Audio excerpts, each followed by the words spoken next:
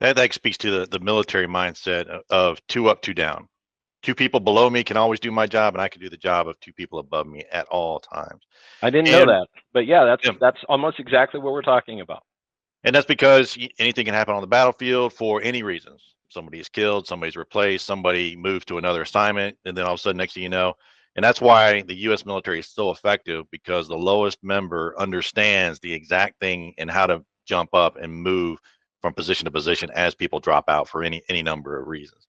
But I wanted to draw a couple of points that I, when you were sharing your story, one, strong leadership support. But what does that look like for those hiring managers who are watching this interview? What is strong leadership support? So you're going to bring a veteran in. They know you have the character, but now you got to give them that shot, that training I was talking about here. So one, you need to have clear guidance, absolute support, and open communication. Those three things are essential for that success story to happen. Did I miss anything?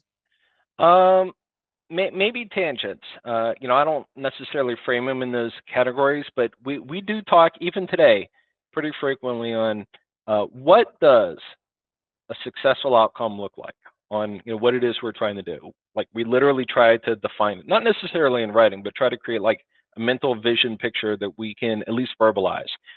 And along those lines is how will we know if we're successful?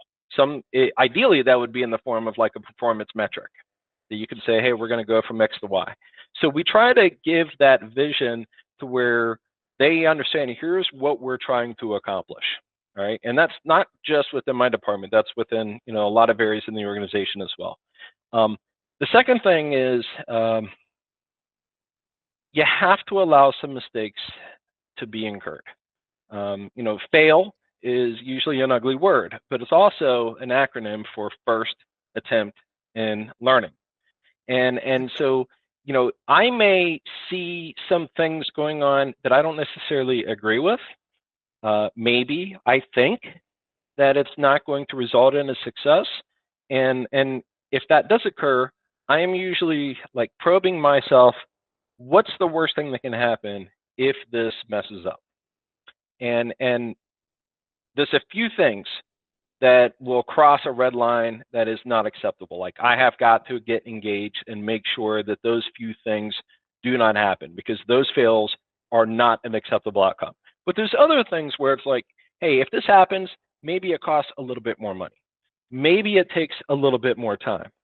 But the knowledge that that person gets from going through some of their own lessons learned and navigating a solution out of a few mistakes, the confidence they get in knowing that they're not going to be chastised for making those mistakes. Those are critical ingredients if you want to develop somebody who is not afraid of making decisions in the organization.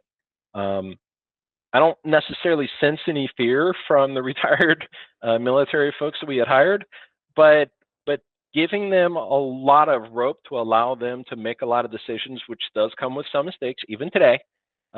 That's a critical ingredient because the ultimate game in business is to stay ahead of your competitor, and to do that, you need all the folks rowing in the same direction, which means they are not just going to be doing what you say to do.